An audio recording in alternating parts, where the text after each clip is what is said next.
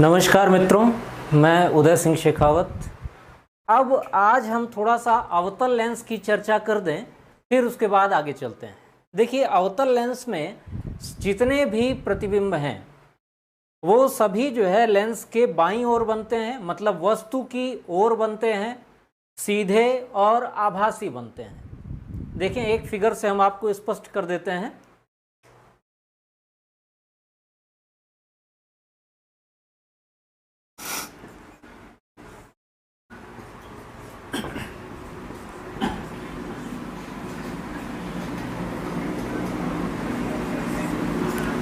अवतल लेंस द्वारा प्रतिबिंब का बनना।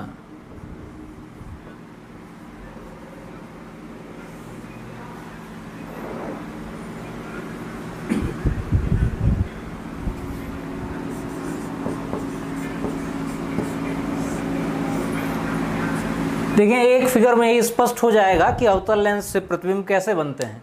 हर कंडीशन में प्रतिबिंब उसके लिए बाईं ओर ही बनता है। अवतल लेंस के लिए प्रतिबिंब बाईं ओर ही बनता है और सीधा बनता है, वह आभासी होता है। देख लें, देखिए ये एक अवतल लेंस है।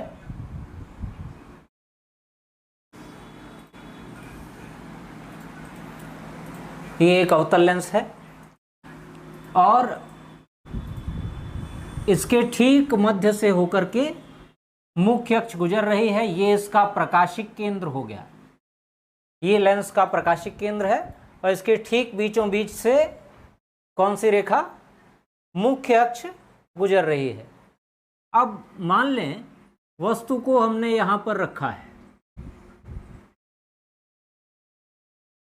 ये वस्तु है। अब वस्तु यहां पर है। ये लेंस का फोकस हो गया, ये इसका वक्रता केंद्र हो गया, ये इधर का फोकस है F डैश और ये वक्रता केंद्र दूसरी ओर का C डैश। ध्यान से देखें मित्रों, ये अवतल लेंस है। अवतल लेंस के मध्य से एक मुख्य अक्ष गुजर रही है और मुख्य अक्ष प्रकाशिक केंद्र से होकर गुजरती है। क्योंकि लेंस के दो पृष्ठ होते हैं, हमने बताया था, दो पृष्ठ होते हैं, इसलिए इसके फोकस भी दो होंगे और वक्रता केंद्र भी दो होंगे। अवतल लेंस का कार्य है प्रकाश किरण को फैला देना, वस्तु से आने वाली प्रकाश किरण को फैला देना। तो ये फैलाने का कार्य करता है, मतलब डाइवर्जिंग लेंस होता है। देखिए मित्रों, वस्तु से पहली प्रकाश किरण हम लेंगे पहली प्रकाश किरण हम लेंगे जो मुख्य अक्ष के समानांतर होगी। ये मुख्य अक्ष के समानांतर गई और ये इस प्रकाश किरण को लेंस द्वारा इतना फैला दिया जाएगा कि इसको यदि हम पीछे बढ़ाएं तो पीछे बढ़ाने पर ये फोकस से हो करके गुजरे। तो देखें, ये पीछे बढ़ा दिया हमने और पीछे बढ़ाने पर ये फोकस से होकर के गुजर रही है। इसमें हुआ क्या?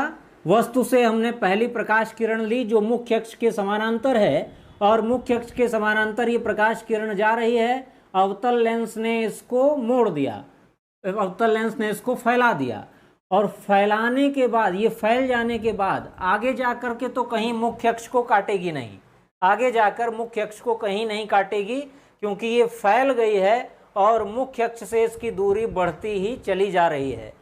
तो यदि हम इसको पीछे की ओर बढ़ा दें, तो पीछे की ओर बढ़ा दें तो ये मुख्य अक्ष को काट रही है। किस बिंदु पर काट रही है? फोकस पर, है ना। फोकस से होती हुई ये मुख्य अक्ष को काट रही है, इसको पीछे की ओर बढ़ाने पर। अब दूसरी प्रकाश किरण मित्रों हम लेते हैं।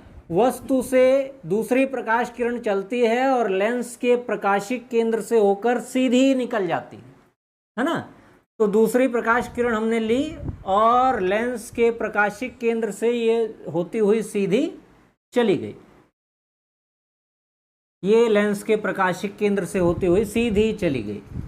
अब देखें तो ये प्रकाश किरण पहली वाली और दूसरी वाली प्रकाश किरण, ये आगे जाकर कहीं मिलेंगी क्या?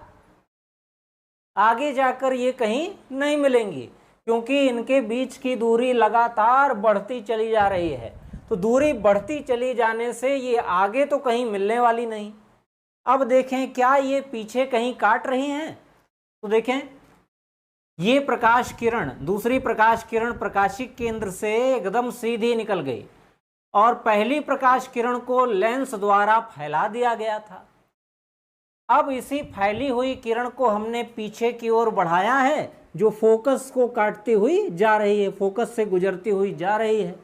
अब देखें ये पीछे बढ़ाई हुई प्रकाश किरण और ये दूसरी प्रकाश किरण, ये दोनों एक दूसरे को जिस बिंदु पर काट रही हैं वहां पर एक प्रतिबिंब बन जाता है, और वहां पर जो भी प्रतिबिंब बनता है वो देखें, ध्यान से देखिएगा मित्रों, ये है वस्तु मतलब ऑब्जेक्ट और ये है इमेज, ये है इमेज। तो ये जो प्रतिबिंब है ये वस्तु की तुलना में छोटा, वस्तु की तुलना में छोटा, सीधा आभासी होता है।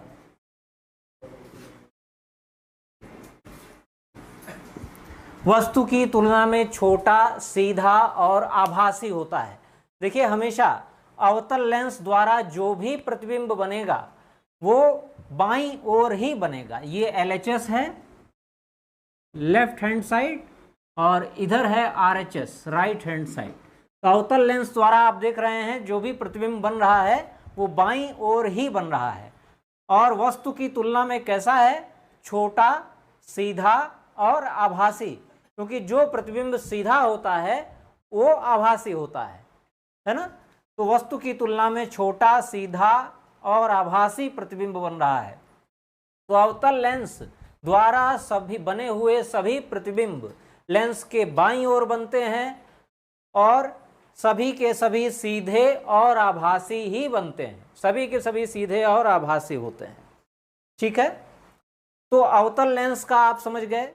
उत्तल लेंस में बस एक कंडीशन ये है जिसको विशेष रूप से याद रखने की आवश्यकता है कि जब वस्तु को फोकस के आगे और लेंस के एकदम करीब रख देते हैं, मतलब लेंस और फोकस के बीच में रख देते हैं, तभी उत्तल लेंस के द्वारा बना प्रतिबिंब बाईं ओर बनता है। नहीं तो सभी कंडीशन में उत्तल लेंस द्वारा प्रतिबिंब दाईं ओर ही बनता है। ठीक है, दाईं ओर बनता है और उल्टा बनता है और कैसा होता है? वास्तविक होता है। ठीक है, सिर्फ एक कंडीशन है उत्तल लेंस में जिसमें प्रतिबिंब बाईं ओर सीधा और आभासी बनता है। कौन सी कंडीशन है? जब हम वस्तु को फोकस और लेंस के बीच में रख देंगे। इसी कंडीशन में, उत्तल लेंस की इसी कंडीशन में प्रतिबिंब वस्तु की ओर मतलब बाईं ओर सीधा और आभासी बनता है और काफी बड़ा बनता है। ठीक है, नहीं तो सभी कंडीशन में उत्तल लेंस द्वारा जो भी प्रतिबिंब बनाया जाता है वो दाईं ओर बनाया जाता है, उल्टा और वास्तविक बनाया जाता है। जबकि अवतल लेंस की सभी कंडीशंस में जो भी प्रतिबिंब बनाया जाता है वो बाईं ओर ही बनता है, लेफ्ट साइड ही बनता है, इसमें कोई प्रतिबिंब राइट साइड नहीं बनता। ठीक है मित्रों, इतनी बात समझ में आई। देखिए हमने दर्पण जब हम पढ़ा रहे थे, दर्पण जब पढ़ा रहे थे तो आपको बताया था कि दर्पण से वस्तु तक की दूरी को क्या कहते हैं? U। दर्पण से प्रतिबिंब तक की दूरी को V और दर्पण की फोकस दूरी को F। तो लेंस की कंडीशन में भी यही है, लेंस की कंडीशन में भी यही है, बस यहाँ पर लेंस आ गया है, वहाँ दर्पण था, यहाँ लेंस हो गया है। तो लेंस से वस्तु तक की दूरी U कहलाएगी और लेंस से प्रतिबिंब तक की दूरी V कही जाती है और लेंस की फोकस दूरी को F कहा जाता है। दर्पण की कंडीशन में फोकस दूरी ज्ञात करने का जो सूत्र होता है वो हमने बताया था 1/V + 1/U बराबर 1/f, ये बताया था ना।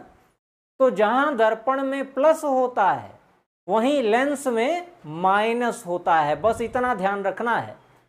दर्पण की कंडीशन में फोकस दूरी ज्ञात करने का सूत्र 1/v प्लस 1/u बराबर 1/f था, लेकिन यहां पर बस बीच में माइनस हो जाएगा। लेंस की फोकस दूरी, किसी लेंस की फोकस दूरी आप निकालेंगे, लेंस की फोकस दूरी ज्ञात करने का जो फॉर्मूला होगा वो हो जाता है 1/v माइनस 1/u बराबर 1/f। तो देखें मित्रों, यहां पर 1/v माइनस आ गया, यहां पर दर्पण में यहां प्लस होता है लेकिन लेंस के लिए यहां पर सूत्र में माइनस लिया जाता है। और चिन्ह परिपाटी वैसे ही लगती है जैसे चतुर्थांश का नियम होता है। बाईं ओर की सभी दूरियां माइनस में, दाईं ओर की सभी दूरियां प्लस में ली जाती हैं, बस इतना ध्यान रखना है आपको। अब हम पढ़ेंगे आगे दृष्टि दोष। कौन कौन से दृष्टि दोष होते हैं, ये एग्जाम में बहुत पूछा जाता है, एग्जाम की दृष्टि से बड़ा ही महत्वपूर्ण है। तो निकट दृष्टि दोष, दूर दृष्टि दोष, जरा दृष्टि दोष, ये सारे दृष्टि दोष हम पढ़ेंगे। लेंस की आवर्धन क्षमता निकालनी है m, तो लेंस की आवर्धन क्षमता ज्ञात करने के लिए यहां पर हम लिख देते हैं आवर्धन क्षमता।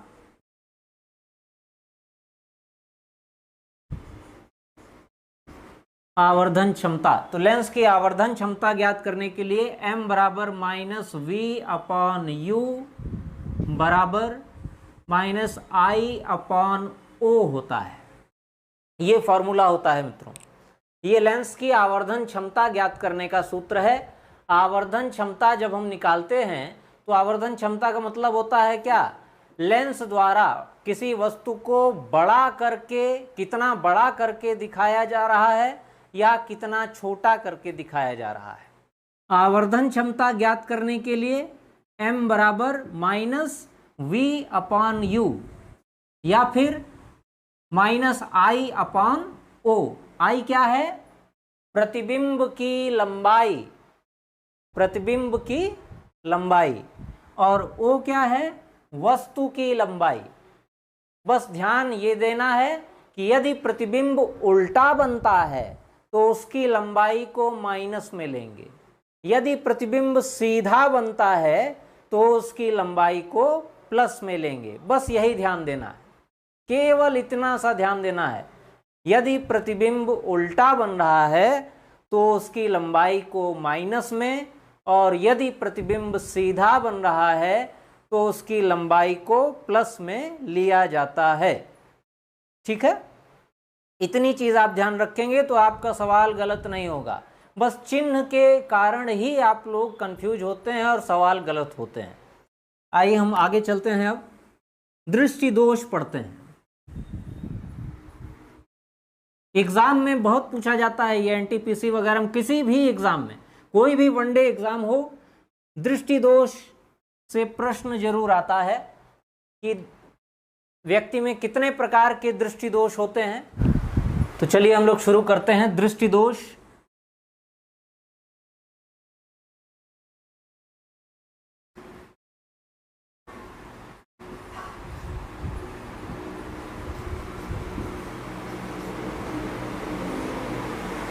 दृष्टि दोष,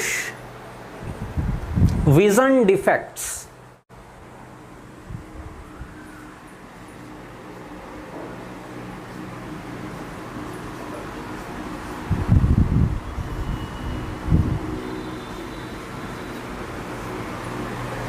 विजन डिफेक्ट्स, विजन मतलब दृष्टि, डिफेक्ट मतलब दोष। ठीक है ना मित्रों। पहला दृष्टि दोष है निकट दृष्टि दोष।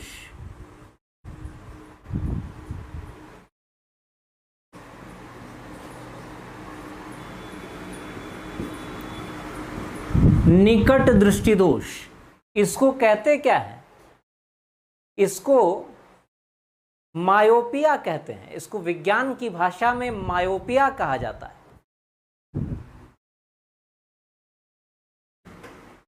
मायोपिया, ठीक है, इसको याद रखिएगा मित्रों, ये मायोपिया कहलाता है, निकट दृष्टि दोष। दूसरा है दूरदृष्टि दोष।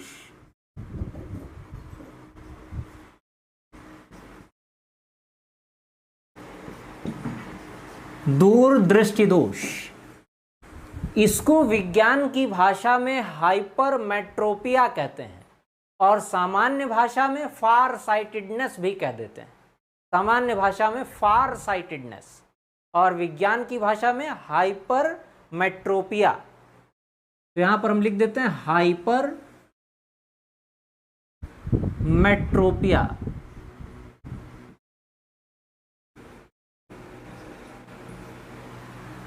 ये दूरदृष्टि दोष।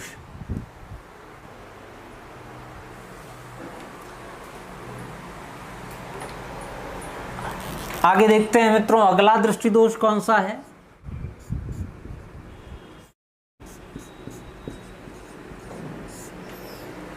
अगला दृष्टि दोष आपका है जरा दृष्टि दोष।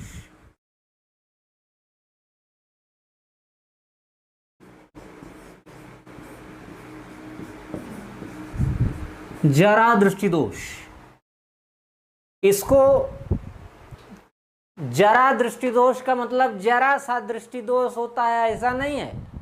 जरा का मतलब जरावस्था, वृद्धावस्था होता है, मतलब अधिक उम्र में होने वाला दृष्टि दोष, बुढ़ापे में होने वाला दृष्टि दोष।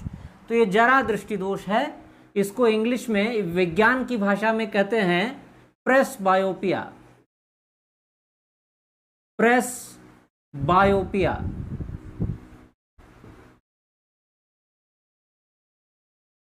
ठीक है, अगला है चौथा दृष्टि दोष, देख लें,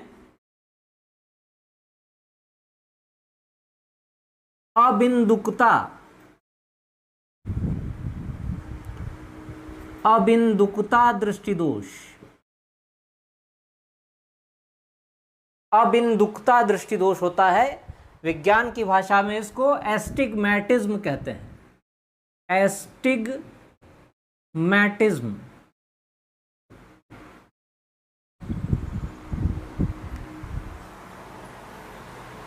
इसके बाद एक दृष्टि दोष होता है वर्णांधता। वर्णांधता, हालांकि वो दृष्टि दोष किसी प्रकार का लेंस लगाने या किसी कोई चश्मा लगाने से ठीक नहीं होता है, वर्णांधता।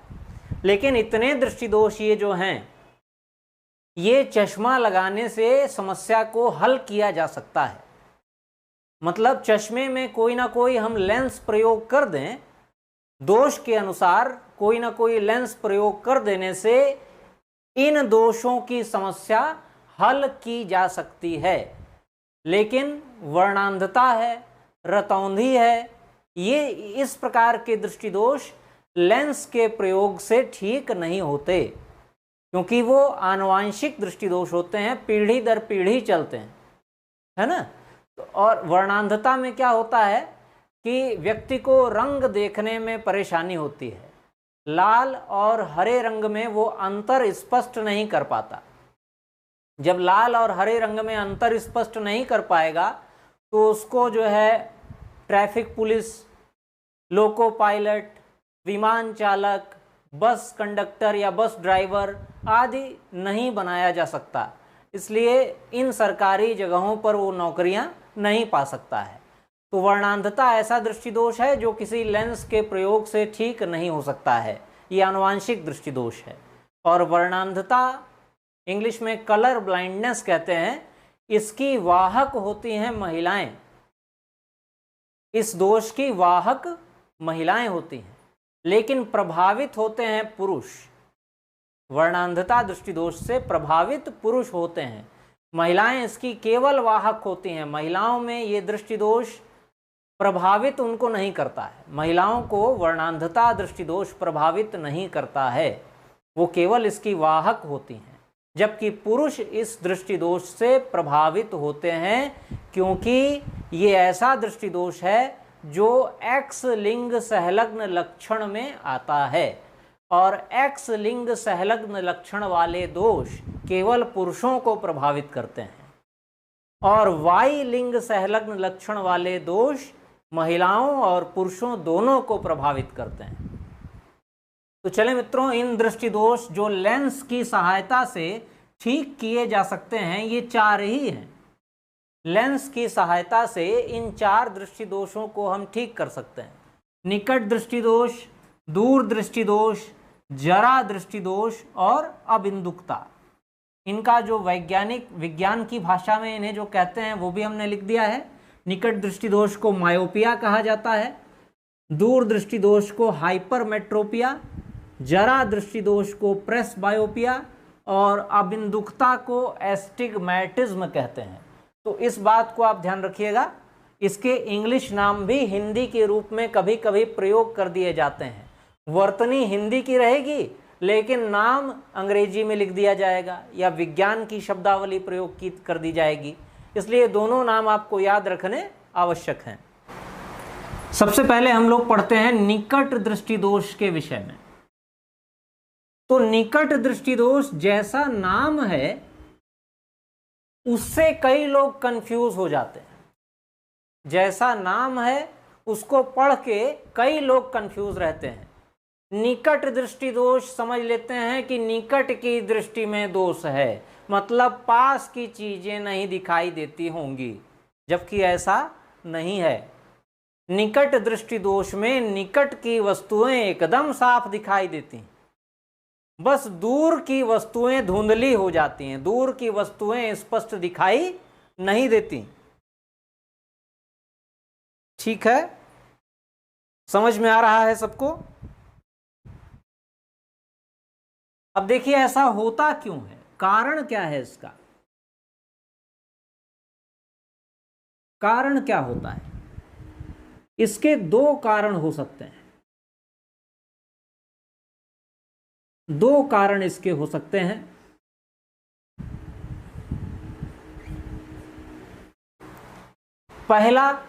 पहला कारण है आपके नेत्र गोलक का व्यास बढ़ सकता है। कभी कभी कुपोषण के कारण, मतलब ठीक से यदि पोषण नहीं मिल रहा है तो आपकी नेत्र की मांसपेशियां कमजोर हो जाती हैं और नेत्र गोलक फैलकर थोड़ा सा बड़ा हो जाता है, सूजन आ जाती है, इसमें नेत्र गोलक का व्यास बढ़ जाता है। और व्यास बढ़ जाता है तो रेटिना, थोड़ा सा रेटिना की परत पीछे चली जाती है, पीछे खिसक जाती है, और प्रतिबिंब रेटिना पर जहां बनता था अब वहां नहीं बनता। तो प्रतिबिंब कहां बनने लगता है? रेटिना से पहले बनने लगता है, इसलिए वस्तुएं हमें धुंधली दिखाई देने लगती हैं। मतलब पहला कारण है नेत्र के गोलक का व्यास बढ़ जाना।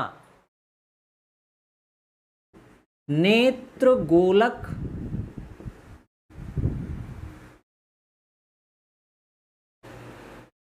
का जो व्यास है ये अधिक हो जाता है। एरो का चिन्ह हमने ऊपर की ओर दिखाया, मतलब बढ़ जाता है, नेत्र गोलक का व्यास बढ़ जाता है। दूसरी कंडीशन क्या हो जाती है? दूसरी कंडीशन क्या है कि नेत्र लेंस में गड़बड़ी हो जाती है। नेत्र लेंस की वक्रता त्रिज्या बढ़ जाती है और फोकस दूरी कम हो जाती है। नेत्र लेंस की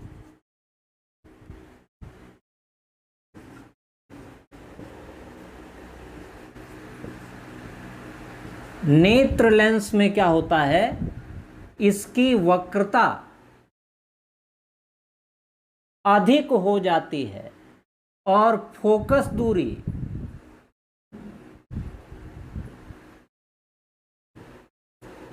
घट जाती है। आप देखिएगा, बस ये चिन्ह से हमने, अगर एरो हमने ऊपर की ओर बनाया है मतलब बढ़ जाती है, एरो नीचे की ओर है मतलब घट जाती है। तो देखिएगा 2 कारण हैं निकट दृष्टि दोष के। 2 कारण कौन कौन से हैं? हमने बताया, नेत्र गोलक के व्यास का बढ़ जाना, या फिर नेत्र लेंस की वक्रता अधिक हो जाना। नेत्र लेंस की वक्रता बढ़ जाती है और फोकस दूरी घट जाती है, तो जो प्रतिबिंब है वो रेटिना से पहले बनने लगता है। इसको चित्र के माध्यम से समझ लें। चित्र हम यहां पर दिखा देते हैं। ये देखिए, ये आपका नेत्र हम बना दिए। नेत्र का ये गोलक है, यहां पर नेत्र में लगा हुआ लेंस है, उत्तल लेंस। ठीक है, नेत्र में कौन सा लेंस होता है? नेत्र में उत्तल लेंस होता है, ध्यान रखिएगा। और नेत्र में जो उत्तल लेंस होता है उसकी निकट की दूरी, निकट की वस्तुओं को स्पष्ट देखने की दूरी होती है 25 सेंटीमीटर। इसको कहते हैं स्पष्ट दृष्टि की न्यूनतम दूरी। ठीक है ना, इसको स्पष्ट दृष्टि की न्यूनतम दूरी कहा जाता है। इतनी ही दूरी पर किताबें रख करके यदि पढ़ी जाएं तो नेत्र पर बिल्कुल जोर नहीं पड़ता, आंखों पर जोर नहीं पड़ता और आप आसानी से फोकस बनाकर बुक्स को ध्यानपूर्वक पढ़ सकते हैं। कितनी होती है यह दूरी? 25 सेंटीमीटर, याद रखिएगा 25 सेंटीमीटर। इसको कहते हैं निकट की स्पष्ट दूरी, मतलब स्पष्ट देखने की जो दूरी होती है पास की, वो 25 सेंटीमीटर होती है। अब मान लें निकट दृष्टि दोष। निकट दृष्टि दोष में क्या होता है?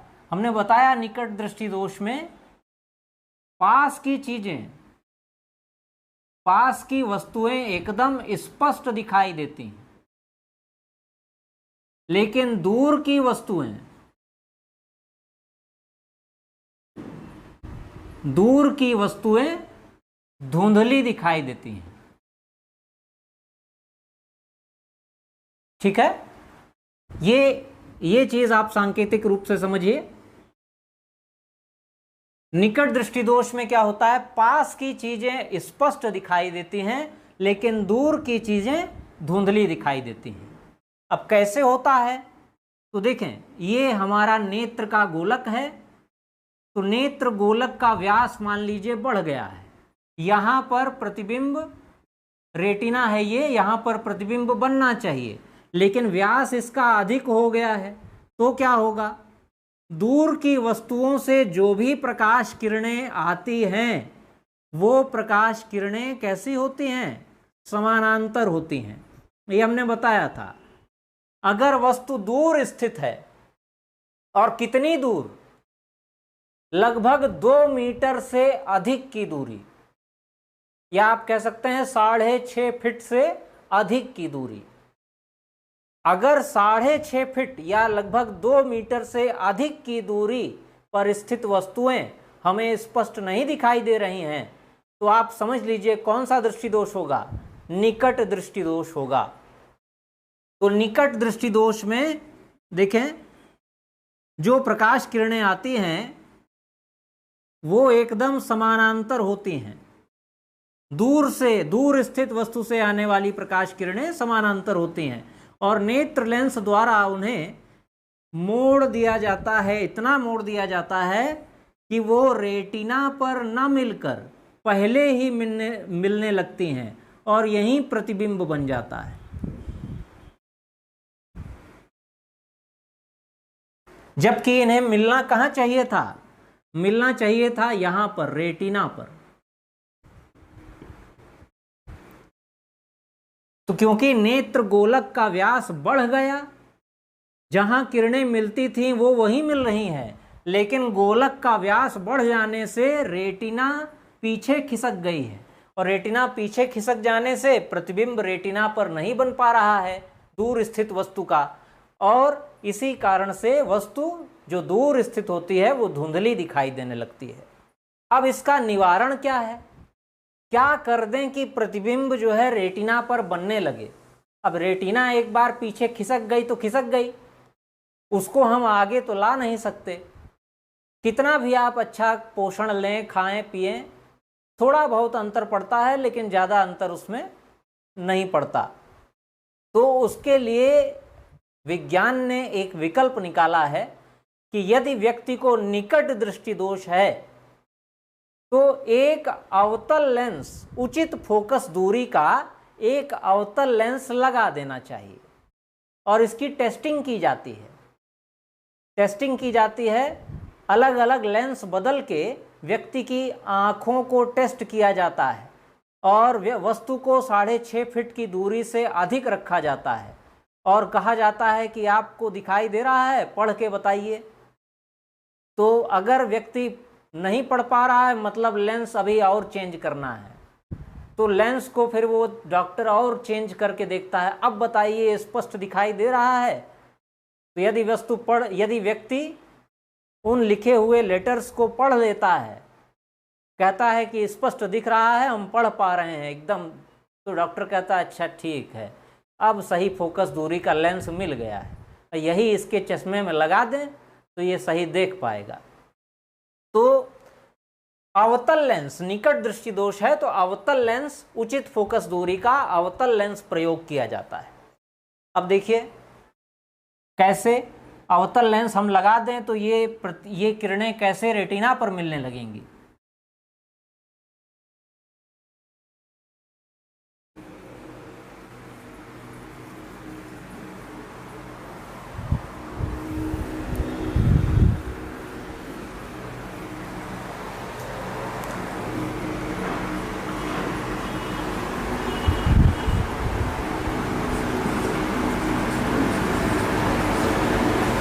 ये निकट दृष्टि दोष में कौन सा लेंस प्रयोग होता है? निकट दृष्टि दोष के निवारण के लिए जो लेंस प्रयोग होता है वो अवतल लेंस होता है, याद रखिएगा, अवतल लेंस। अवतल लेंस का प्रयोग किया जाता है।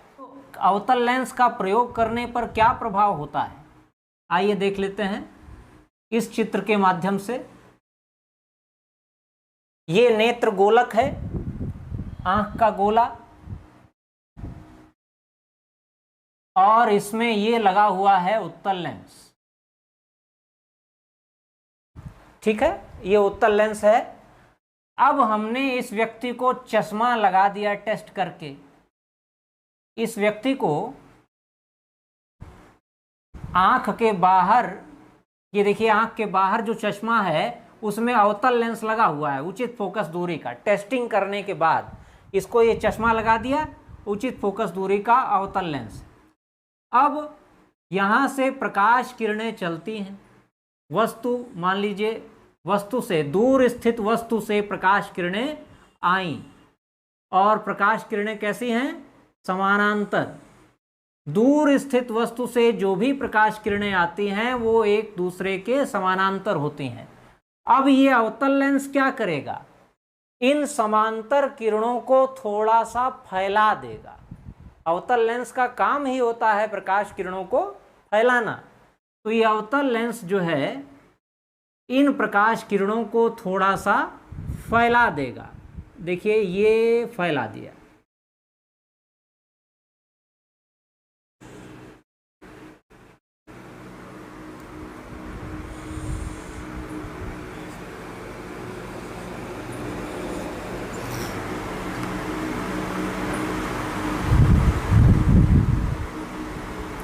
ये अवतल लेंस ने प्रकाश किरणों को थोड़ा सा फैला दिया। अब उत्तल लेंस द्वारा इन किरणों को मोड़ते मोड़ते इतना दूर ले जाया जाएगा, उत्तल लेंस इनको मोड़ते मोड़ते इतना दूर ले जाएगा कि ये ठीक ठीक रेटिना पर प्रतिबिंब बनाने लगे।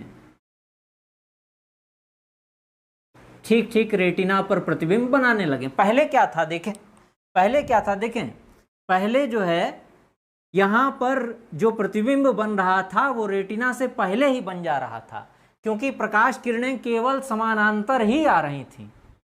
अब उचित फोकस दूरी का अवतल लेंस हमने लगा दिया तो क्या हुआ, ये प्रकाश किरणों को थोड़ा और फैला देता है, और थोड़ा और फैला देने के कारण उत्तल लेंस इसे मोड़ते मोड़ते और दूर ले जाता है, और मोड़ते मोड़ते इतनी अधिक दूरी पर ले जाता है कि ये प्रकाश किरणें रेटिना पर जाकर के मिलने लगती हैं और स्पष्ट प्रतिबिंब बनने लगता है। अब देखें, यदि हम अवतल लेंस के द्वारा फैलाई गई किरणों को पीछे की ओर बढ़ाएं, पीछे की ओर बढ़ा दें। अवतल लेंस द्वारा फैलाई गई किरणों को यदि हम पीछे की ओर बढ़ा दें तो वो जिस बिंदु पर मिलती हुई प्रतीत होती हैं उसी को कह दिया जाता है क्या? आभासी वस्तु है, आभासी वस्तु है। अब व्यक्ति को वस्तु स्पष्ट दिखाई दे रही है। ठीक है मित्रों, तो आप इसका एक स्क्रीनशॉट ले सकते हैं। ये दोष की अवस्था है, दोष, और यहां पर अवतल लेंस का प्रयोग करके हमने दोष का निवारण कर दिया है, तो ये निवारण की अवस्था है। ये दोष है, ये इसका निवारण है। आप इसका स्क्रीनशॉट ले सकते हैं। दूरदृष्टि दोष, इसको इंग्लिश में फार साइटेडनेस कहते हैं, और हमने बताया विज्ञान की भाषा में इसे हाइपरमेट्रोपिया कहा जाता है। ठीक है,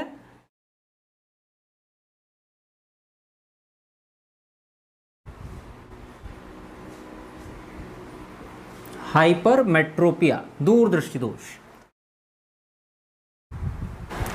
दूरदृष्टि दोष में क्या होता है मित्रों? दूर की चीजें स्पष्ट दिखाई देती हैं।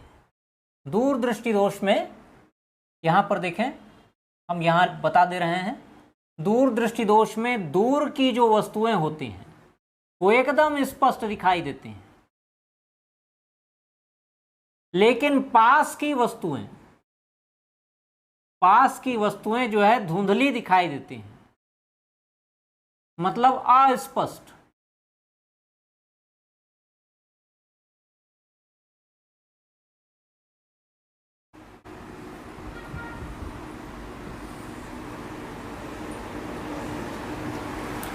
तो दूरदृष्टि दोष में दूर की वस्तुएं स्पष्ट दिखाई देंगी और पास की वस्तुएं धुंधली दिखाई देंगी। इसको याद रखिएगा, एग्जाम में पूछ दिया जाता है और लोग जो है कंफ्यूजन के कारण उल्टा लगा के चले आते हैं। ठीक है, तो उल्टा नहीं मत लगाइएगा, इसको ध्यान रखिएगा। दूरदृष्टि दोष में दूर की वस्तुएं साफ दिखाई देती हैं, पास की वस्तुएं धुंधली हो जाती हैं। अब इसको हम समझेंगे कैसे, तो देखें इसमें होता क्या है। दूरदृष्टि दोष में इसके भी दो कारण हैं, दो कारण बनते हैं, पहला दूसरा।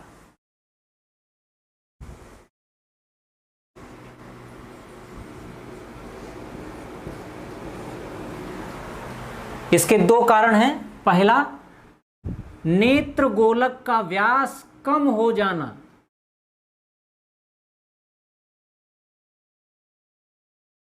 नेत्र गोलक का जो व्यास है, नेत्र गोलक का व्यास क्या हो जाता है? कम हो जाता है, घट जाता है। और प्रतिबिंब कहां बनने लगता है? प्रतिबिंब रेटिना के बाहर बनने लगता है। जहां रेटिना होती है वहां नहीं बनता, बाहर बनने लगता है। ठीक है। दूसरी कंडीशन, लेंस की वक्रता त्रिज्या, लेंस की जो वक्रता है ये वक्रता घट जाती है और फोकस दूरी बढ़ जाती है।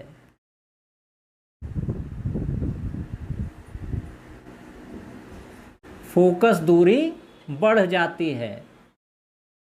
एरो से ध्यान दीजिएगा आप लोग, अगर एरो नीचे की ओर है तो घट रहा है, एरो ऊपर की ओर है तो बढ़ रहा है। तो यहां पर देखें, दूरदृष्टि दोष के दो कारण हैं। पहला, नेत्र गोलक का व्यास कम हो जाता है, मतलब घट जाता है। और दूसरा, नेत्र जो लेंस होता है, नेत्र लेंस की वक्रता घट जाएगी और फोकस दूरी बढ़ जाएगी। तो होगा क्या? वस्तु हमें स्पष्ट रूप से दिखाई नहीं देगी, क्योंकि प्रतिबिंब रेटिना के पीछे बनने लगता है। कैसे बनता है इसको देख लें।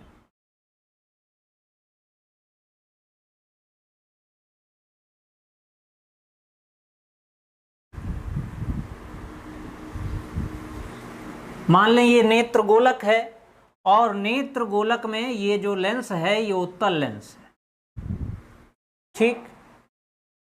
अब दूरदृष्टि दोष में क्या है, पास की वस्तुएं हमें धुंधली दिखाई देती हैं। तो मान लीजिए यहाँ पर कोई वस्तु रखी है, पढ़ने में दिक्कत आ रही है, 25 सेंटीमीटर की दूरी पर रख करके पढ़ रहे हैं और पढ़ने में दिक्कत आ रही है, तो कैसे हो रहा है, ये वस्तु है और वस्तु से चलने वाली प्रकाश किरणें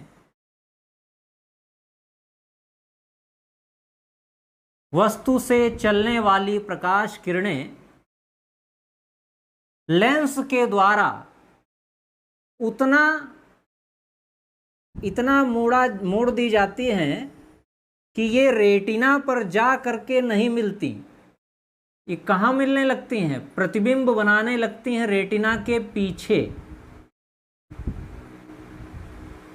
रेटिना ये है, आर लिख दे रहे हैं, आर का मतलब रेटिना, और यहां पर आई मतलब इमेज, यहां प्रतिबिंब बन रहा है।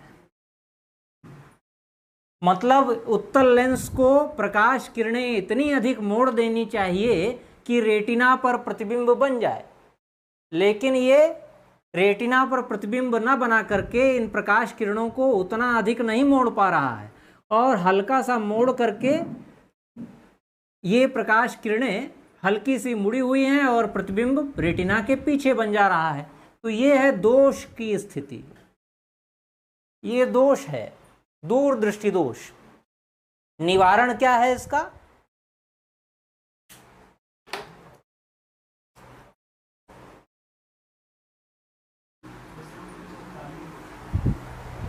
देखें इसका निवारण क्या है, निवारण कैसे करेंगे।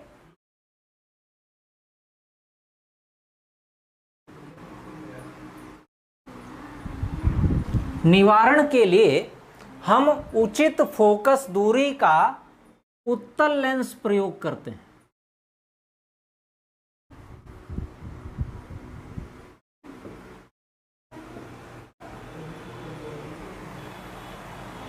और उत्तल लेंस का यहाँ पर एक और उत्तल लेंस का जब हम प्रयोग कर देंगे तो पहला वाला उत्तल लेंस प्रकाश किरणों को थोड़ा मोड़ देगा और दूसरा उत्तल लेंस को सहायता मिल जाएगी, और ये थोड़ा सा और अधिक उन प्रकाश किरणों को मोड़ देगा और प्रतिबिंब रेटिना पर जाकर के बनने लगेगा। तो ये दोष वाला फिगर है। अब कौन सा फिगर हम लोग देखें, निवारण वाला फिगर। निवारण के लिए उचित फोकस दूरी का उत्तल लेंस प्रयोग किया जाता है, ध्यान दीजिएगा। अब निवारण का चित्र हम बना देते हैं।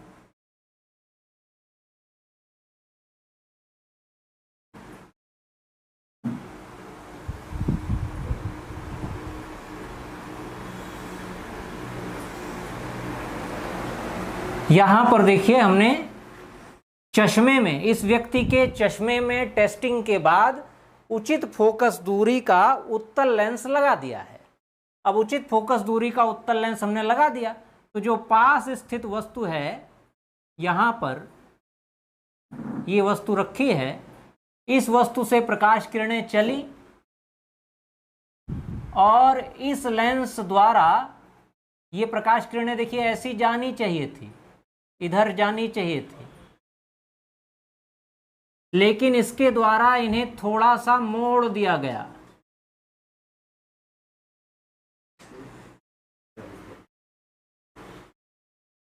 थोड़ा सा मोड़ दिया गया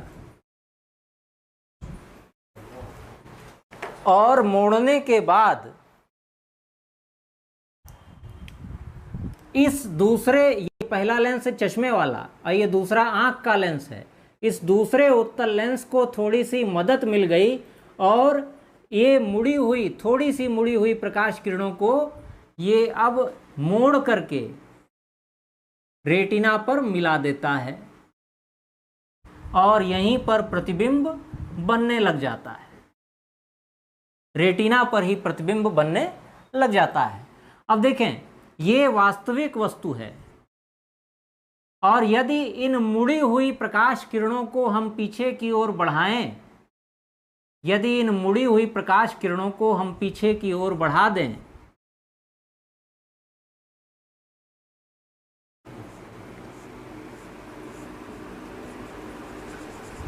तो यहां